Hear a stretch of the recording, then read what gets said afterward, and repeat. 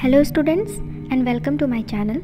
अगर आप उन स्टूडेंट्स में से एक हो जिन्हें इस वक्त ये फील हो रहा है कि नीट 2021 क्वालिफाई करना इम्पॉसिबल है, या फिर आपकी प्रिपरेशन गलत डायरेक्शन में जा रही है, या आप डीमोटिवेटेड फील कर रहे हो, तो ये वीडियो सिर्फ आपके लिए है। स्टूडेंट्स, प्रिपरेशन की इस फेज़ में जब आपका एग्ज़ाम जैसे जैसे करीब आता है तो इस तरह की फीलिंग्स आना, सबसे पहले तो मैं आपको बता दूं कि बिल्कुल नॉर्मल है।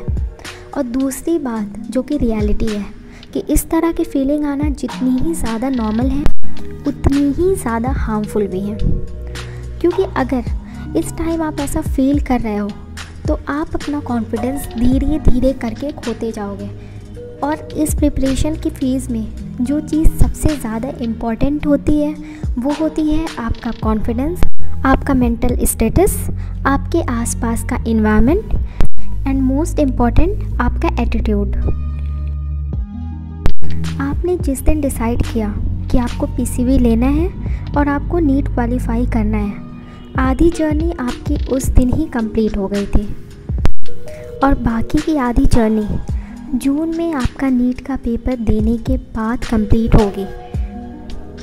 एंड बिलीव मी, आप अपने प्रिपरेशन के किसी भी फेज़ में हो, चाहे आपने प्रिपरेशन अभी अपनी स्टार्ट की है, या फिर आप मिडवे हो, या फिर आपने 1/3 कंप्लीट कर लिया है, या वॉट एवर, आप जहाँ पे भी हो, अगर आज आप अभी से लग जाते हो तो मैं आपको 100% गारंटी के साथ बोल सकती हूँ कि आप नीट 2021 क्वालिफाई करोगे, वो भी एक डिसेंट रैंक से। सबसे पहले हम उन मिस्टेक्स के बारे में बात करेंगे जो कि इस पॉइंट ऑफ टाइम पे हम बिल्कुल एफर्ट नहीं कर सकते, जिनकी वजह से हम रेस में बिल्कुल पीछे होते जा रहे हैं। सबसे पहले, सबसे कॉमन और सबसे लीथल, मोस्ट डेंजरस मिस्टेक जो हम अपने आप को किसी और से कंपेयर करते हैं, अपने फ्रेंड से हम कंपेयर करते हैं, अपने बैचमेट्स से कंपेयर करते हैं, अपने कॉम्पिटिटर्स से कंपेयर करते हैं। और ऐसा करने में हमें बिल्कुल भी रियलाइज़ नहीं होता कि कब हम कंपटीशन में, रेस में बिल्कुल पीछे होते गए और हम फिनिश लाइन क्रॉस ही नहीं कर पाए।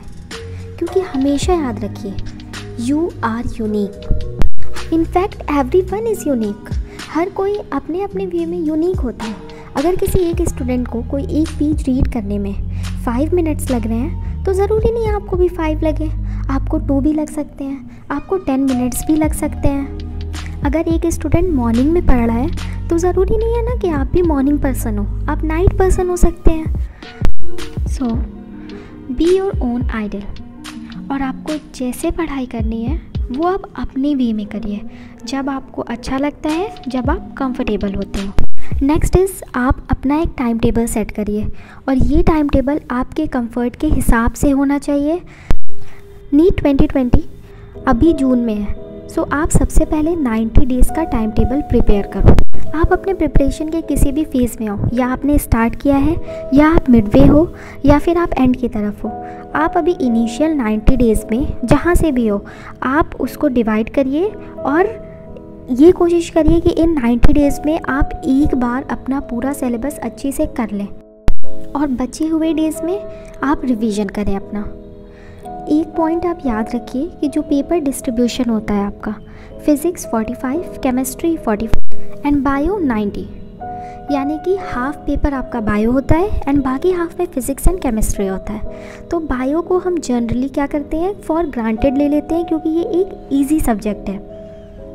पर याद रहे, ईजी तो है, पर आधा पेपर आपका बायोलॉजी ही है, जिसपे अगर आपने मेहनत की तो आप 90 में से 80 to 85 क्वेश्चंस बहुत ईजिली करेक्ट कर सकते हो।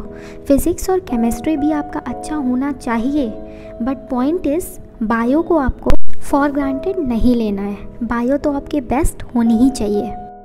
नेक्स्ट इम्पॉर्टेंट चीज़ जो है वो ये है कि सिर्फ आपको वर्क हार्ड नहीं करना है, आपको स्मार्टली भी काम करना है।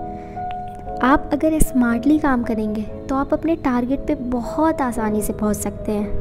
और इसके साथ साथ ही आपको इफ़ेक्टिव स्टडी करनी है। इफ़ेक्टिव स्टडी मीन्स कि आपको टाइम का ट्रैक रखना है कि आप पढ़ने जब भी स्टडी टेबल पे बैठें, आप अपनी स्टॉप वॉच ऑन कर लीजिए। फ़ोन में स्टॉप वॉच होती है, आप उसे ऑन करिए और जब तक आप पढ़ाई कर रहे हैं तब तक आपकी स्टॉप वॉच चलनी चाहिए। और अगर पढ़ाई करने से आप उठे या कोई भी और काम किया तो आप इसको स्टॉप कर दीजिए।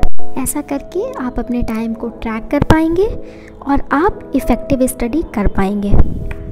इसके साथ ही आप अपना कुछ टाइम पेरेंट्स के लिए निकालिए, क्योंकि इससे आपके अंदर एक पॉजिटिव एटीट्यूड आएगा, एक पॉजिटिविटी आएगी जो बहुत हेल्प करेगी।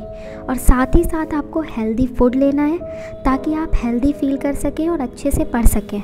और इसके साथ आप जिस स्टेज पे हो, जहाँ हो, जैसे हो, जितने रिसोर्सेज हो, उसके साथ ही आगे बढ़ो।